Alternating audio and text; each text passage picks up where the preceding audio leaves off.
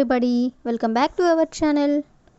ఈరోజు వీడియోలో మన డైలీ లైఫ్లో మనం ఎక్కువగా యూజ్ చేసే సెంటెన్సెస్ని ఇంగ్లీష్లో ఏ విధంగా చెప్పాలో ఈ వీడియోలో తెలుసుకుందాం. ముందుగా నా వీడియో కనుక మీకు నచ్చినట్లయితే లైక్ చేయండి, షేర్ చేయండి, అలాగే సబ్స్క్రైబ్ చేయడం మాత్రం మర్చిపోవద్దు. Okay, let's go to the topic. First one, వృధా ప్రయాస. అంటే వృధా అంటే టైం వేస్ట్ అని ఇలా అంటూ ఉంటారు కదా, దీన్ని ఇంగ్లీష్లో ఫ్యూటైల్ అంటే వృధా ప్రయాస. ఈ వర్డ్కి సంబంధించిన కొన్ని రిలేటెడ్ ఎగ్జాంపుల్ సెంటెన్సెస్ అనేవి చూద్దాం. ఫస్ట్ వన్, క్షమాపణ ఆశించడం వృధా ప్రయాస. అంటే ఒకరి నుండి క్షమాపణ మనం ఆశించడం వృధా ప్రయాస అని మనం చెప్పాలనుకున్నప్పుడు దీని ఇంగ్లీష్లో it's futile to expect and apology. It's futile అంటే వృధా ప్రయాస. టు ఎక్స్పెక్ట్ అండ్ అపాలజీ అంటే క్షమాపణ ఆశించడం. సీ ద నెక్స్ట్ వన్, ఆమెకి మీ గురించి వివరించడం వృధా ప్రయాస. అంటే మీ గురించి ఆమెకి చెప్పడం వృధా ప్రయాస అని చెప్పాలనుకున్నప్పుడు it's futile to explain yourself to her. It's futile అంటే వృధా ప్రయాస. టు ఎక్స్ప్లెయిన్ యువర్ సెల్ఫ్ అంటే మీ గురించి వివరించడం. టు హర్ అంటే ఆమెకి. సీ ద నెక్స్ట్ వన్, అద్భుతం కోసం వేచి ఉండడం వృధా ప్రయాస. అద్భుతం కోసం వేచి ఉండడం వృధా ప్రయాస అనేదాన్ని it's futile to wait for a miracle. It's futile అంటే వృధా ప్రయాస. To wait for a miracle అంటే అద్భుతం కోసం వేచి ఉండడం. సీ ద నెక్స్ట్ వన్, చిన్న తప్పుల గురించి వాదించడం వృధా ప్రయాస. అంటే చిన్న చిన్న తప్పుల గురించి వాదించడం వృధా ప్రయాస అని చెప్పాలనుకున్నప్పుడు it's futile to argue over small mistake. It's futile అంటే వృధా ప్రయాస. To argue over small mistakes అంటే చిన్న తప్పుల గురించి వాదించడం. సీ ద నెక్స్ట్ వన్, ఇప్పుడు అతన్ని సహాయం అడగడం వృధా ప్రయాస. అంటే ఈ టైంలో అంటే ఇప్పుడు అతన్ని సహాయం అడగడం వృధా ప్రయాస అని చెప్పాలనుకున్నప్పుడు it's futile to ask him for help right now. It's futile అంటే వృధా ప్రయాస. To ask him for help అంటే అతన్ని సహాయం అడగడం. రైట్ నౌ అంటే ఈ సమయంలో. సో ఈ విధంగా మనం వృధా ప్రయాస అనే వర్డ్కి సంబంధించిన కొన్ని ఎగ్జాంపుల్ సెంటెన్సెస్ అనేవి చూసాం కదా. నెక్స్ట్ వన్ చూడండి, భావన లేదు. భావన లేదు అంటే సెన్స్ లేదు. అంటే ఇలా అంటుంటారు కదా, నీకు సెన్స్ లేదు.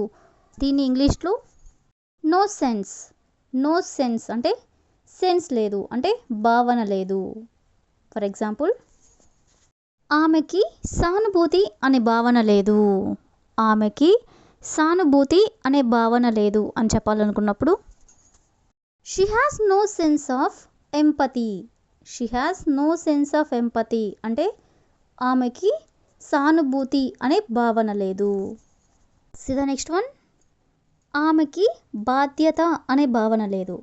ఆమెకి బాధ్యత అనే భావన లేదు అనేదాన్ని she has no sense of responsibility. She has no sense of responsibility అంటే ఆమెకి బాధ్యత అనే భావన లేదు. సీ ద నెక్స్ట్ వన్, వాళ్ళకి మర్యాద అనే భావన లేదు. వాళ్ళకి మర్యాద అనే భావన లేదు అనేదాన్ని they have no sense of decency. They have no sense of decency అంటే వాళ్ళకి మర్యాద అనే భావన లేదు. సీ ద నెక్స్ట్ వన్, ఆమెకి సరిహద్దులు అనే భావన లేదు.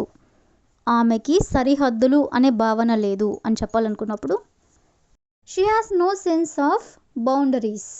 She has no sense of boundaries అంటే ఆమెకి సరిహద్దులు అనే భావన లేదు. ఈ విధంగా భావన లేదు అనే వర్డ్కి కూడా సంబంధించిన కొన్ని ఎగ్జాంపుల్ సెంటెన్సెస్ చూసాం కదా. నెక్స్ట్ వన్ చూడండి, నివృత్తి చేసుకుందాం అంటే క్లియర్ చేసుకుందాం. ఫర్ ఎగ్జాంపుల్, మనం ఈ సమస్యని క్లియర్ చేసుకుందాం, లేదా మనం వాళ్ళతో మాట్లాడి క్లియర్ చేసుకుందాం ఇలా అంటూ ఉంటారు కదా. అంటే క్లియర్ చేసుకుందాం అనే దాన్ని నివృత్తి చేసుకుందాం అని అంటారనమాట. సో ఇలాంటి సెంటెన్సెస్ని మనం ఇంగ్లీష్లో ఎలా చెప్పాలో మరికొన్ని ఎగ్జాంపుల్ సెంటెన్సెస్ ద్వారా తెలుసుకుందాం.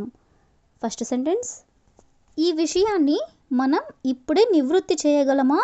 అంటే ఈ విషయాన్ని మనం ఇప్పుడే క్లియర్ చేయగలమా అని అడగాలనుకున్నప్పుడు దీన్ని ఇంగ్లీష్లో can we clear this point right now. Can we clear అంటే మనం క్లియర్ చేయగలమా అంటే నివృత్తి చేయగలమా. దిస్ పాయింట్ అంటే ఈ విషయాన్ని. రైట్ నౌ అంటే ఇప్పుడే. See the next one. ఆమె ఫోన్ కాల్తో విషయాన్ని నివృత్తి చేయడానికి ప్రయత్నించింది అంటే ఫోన్ కాల్లో సమస్యని క్లియర్ చేయడానికి ప్రయత్నించింది అని చెప్పాలనుకున్నప్పుడు దీని ఇంగ్లీష్లో she tried to clear the matter with a phone call. She tried అంటే ఆమె ప్రయత్నించింది. టు క్లియర్ ది మ్యాటర్ అంటే విషయాన్ని క్లియర్ చేయడానికి అంటే నివృత్తి చేయడానికి. విత్ ఏ ఫోన్ కాల్ అంటే ఫోన్ కాల్లో. See the next one. ఈ ప్రశ్నలను ఒక్కొక్కటిగా నివృత్తి చేద్దాం అంటే ఒక్కొక్కటిగా క్లియర్ చేద్దాం అని చెప్పాలనుకున్నప్పుడు let's clear these questions one by one. Let's clear అంటే క్లియర్ చేద్దాం అంటే నివృత్తి చేద్దాం. దీస్ క్వశ్చన్స్ అంటే ఈ క్వశ్చన్స్ని. వన్ బై వన్ అంటే ఒకదాని తర్వాత ఒకటి అని. See the next one. అపార్థాన్ని త్వరగా నివృత్తి చేసుకుందాం. అపార్థాన్ని త్వరగా నివృత్తి చేసుకుందాం. దీని ఇంగ్లీష్లో let's clear up this misunderstanding quickly. Let's clear up అంటే క్లియర్ చేసుకుందాం అంటే నివృత్తి చేసుకుందాం. దిస్ మిస్అండర్స్టాండింగ్ అంటే ఈ అపార్థాన్ని. క్విక్లీ అంటే త్వరగా. See the next one. సమావేశానికి ముందు మనం ఈ సమస్యలని నివృత్తి చేసుకోవాలి. సమావేశానికి ముందు మనం ఈ సమస్యలని నివృత్తి చేసుకోవాలి అని చెప్పాలనుకున్నప్పుడు we need to clear these issues before the meeting. we need to clear అంటే మనం క్లియర్ చేసుకోవాలి అంటే నివృత్తి చేసుకోవాలి. these issues అంటే ఈ సమస్యలని. బిఫోర్ ది మీటింగ్ అంటే మీటింగ్కి ముందు అంటే సమావేశానికి ముందు అని అంటే సమావేశానికి ముందే పరిష్కరించుకోవాలి అని. See the next one. వచ్చే సంవత్సరం నాటికి సమస్యలను నివృత్తి చేస్తామని వారు హామీ ఇచ్చారు. వచ్చే సంవత్సరం నాటికి సమస్యలని నివృత్తి చేస్తామని వారు హామీ ఇచ్చారు అని చెప్పాలనుకున్నప్పుడు they promised to clear the problem by next year. They promised అంటే వాళ్ళు ప్రామిస్ చేశారు అంటే హామీ ఇచ్చారు. టు క్లియర్ అంటే నివృత్తి చేస్తామని. ది ప్రాబ్లం అంటే సమస్యలను. బై నెక్స్ట్ ఇయర్ అంటే వచ్చే సంవత్సరం నాటికి. సో ఈ విధంగా మనం నివృత్తి అనే వర్డ్కి సంబంధించిన కొన్ని ఎగ్జాంపుల్ సెంటెన్సెస్ అనేవి చూసాం కదా. So that's all for today. I hope you all like this video. Thank you for watching.